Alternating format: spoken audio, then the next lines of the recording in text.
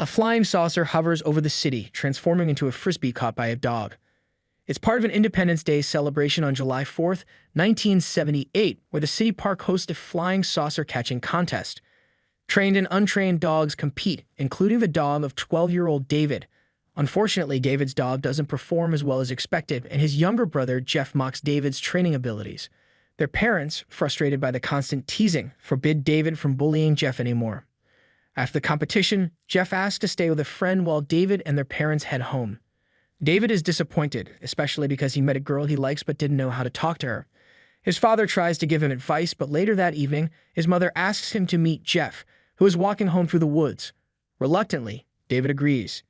As David walks through the forest, he notices his dog acting strangely, especially as familiar objects like a flying saucer model look eerie in the dark. Suddenly, Jeff jumps out to scare him. Furious, David is ready to punish his brother, but is distracted by the dog's frantic barking. Chasing after the dog, David falls into a deep ravine and loses consciousness. When he wakes up, David stumbles out of the woods and returns home, only to find an unfamiliar older woman answering the door. She doesn't recognize him, and the house looks completely different. Panicked, David runs to his room where an elderly man is now living. Confused and terrified, David collapses on the stairs, not understanding where his family is or why everything has changed.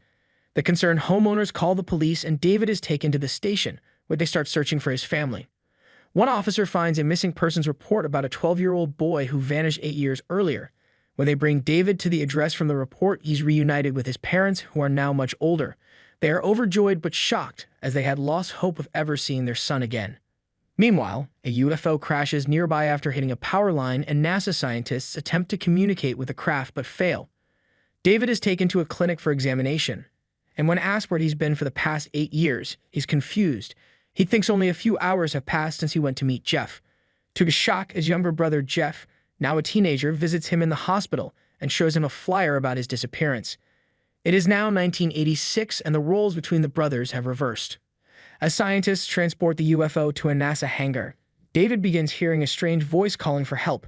He tells Jeff, but his brother brushes it off. During more examinations, the doctors discover unusual brain activity in David. When asked about the missing 8 years, David's brain communicates directly with a computer, which projects an image of the UFO. NASA scientist Dr. Faraday, who is studying the alien craft, receives the information and is intrigued. Terrified of being treated as a lab experiment, David refuses further tests and demands to go home.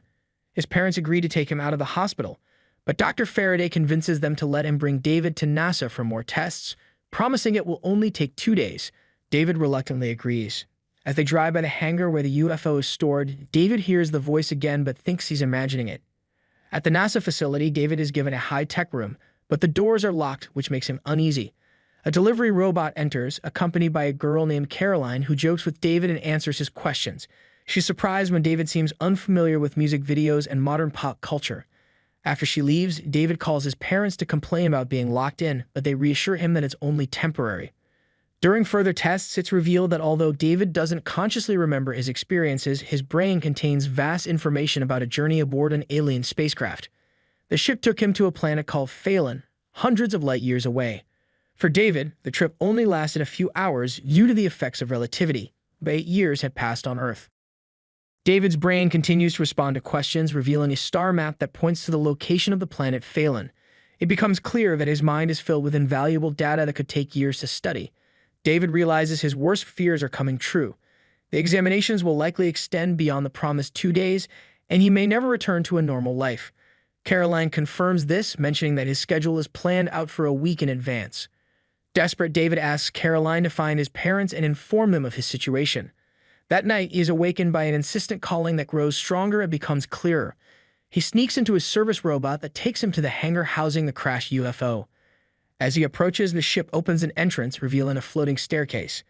David boards the ship and meets its computer, which refers to him as the Navigator, and explains that all the necessary star maps are stored in his brain.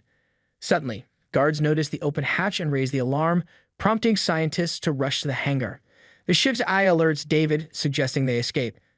Taking this as an order, the ship breaks free from its restraints and launches into the sky. David requests to fly 20 miles away, but when he clarifies that he just wants to leave the hangar, the ship obliges and returns. Amazed, David marvels at the ship's capabilities, but the AI doesn't share his excitement, calling it a simple maneuver. It then performs an impressive first-class maneuver, racing over the Earth at incredible speed. Gradually, David gets comfortable in the pilot's seat and even begins to control the UFO. They hover over a field and David asks to open the doors for a moment. Meanwhile, chaos unfolds at NASA as they try to figure out how David reached the hangar undetected. Helicopters are dispatched to locate the UFO. The ship explains that it was testing the human brain's capabilities and had uploaded detailed star maps and necessary information for its journey home into David's memory. This was a strategic move since the ship's memory was damaged during the crash.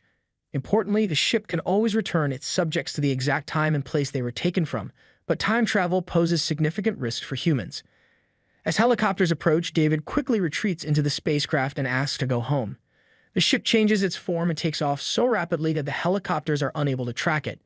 During the flight, David becomes more acquainted with the ship and names it Max. He requests Max to land somewhere safe, and the ship descends to the ocean's depths. There, David is amazed to see strange creatures collected from various planets, each with unique properties. Some have powerful grips, while others boast bizarre appearances. Max informs David that he can return everyone to the exact time and place they were taken, without them even realizing they were gone. David notices a small, cheerful creature who is excited to see him. The creature complains about not being sent home, unaware that its planet was destroyed by a comet. David plays with it and explains to Max why humans laugh. Meanwhile, David's father calls Dr. Faraday, reminding him that David's time at NASA is almost up. Faraday instructs his team to locate Caroline. As this unfolds, Max begins scanning David's brain, downloading memories of his everyday life. The two even reflect on the playful arguments David had with Jeff. Impressed by Max's ability to control the ship, David is granted pilot authority. When the engines shut off with only 15 seconds to impact, David quickly finds the control panel and guides the ship to safety. Faraday's team eventually locates Caroline, who is informing David's parents about the situation at NASA. They are shocked to learn that David is currently piloting a spaceship to an unknown location. Caroline attempts to escape, but is taken back to the base, while David's parents are prevented from leaving their home. At that moment, the ship hovers over Tokyo, attracting the attention of onlookers who snap photos, sparking excitement back in America. David, eager to return home, flies over San Francisco and decides to stop in a deserted area, feeling lost and needing directions. Spotting a car below, he descends and asks the bewildered occupants for directions to Fort Lauderdale. Startled, they speed away. Curious about the strange sounds from the car, Max asks what it is. David explains that it's music, which piques the A's interest. Max tunes into Earth's radio, and soon the ship soars over the planet with music playing in the background. Meanwhile, TV news broadcasts report on UFO sightings worldwide. Realizing David is flying home, Faraday calls for a car to intercept him. David eventually commands the ship to stop over a small gas station. He steps out to the astonished gaze of the owner and calls home, eager to reconnect with his family. As David arrives at the gas station, a car pulls up and the excited owners ask if they can take pictures with the UFO in the background. David quickly contacts Jeff, who promises to send a signal to guide him home. Climbing back into the ship, David takes off, leaving the witnesses in awe. Meanwhile, Jeff finds some fireworks and heads to the roof of their house as police and military vehicles rush towards him. As the ship approaches Fort Lauderdale, David worries about how to locate his house. Just then, the fireworks explode in the sky and David realizes it's his brother's signal. Their parents rush outside to meet the ship, but military forces arrive at the same time, filling David with despair that he'll never be free of them. Stepping outside briefly to say goodbye to his parents, David comprehends the hopelessness of his situation. He returns to the ship and requests to be taken to the past, aware of the risks involved. He bids farewell to Max, hoping they might meet again someday. Moments later, David wakes up in the same ravine where he fell 8 years ago. He races home to find his parents waiting to launch holiday fireworks.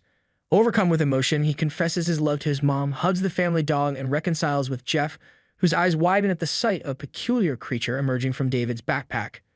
As fireworks bloom over the sea, Max's farewell words echo as he heads back to Phelan. This charming and innocent sci-fi tale from the late 80s features groundbreaking special effects for its time, an engaging plot, and a notable absence of aggression, making it a delightful family movie even today.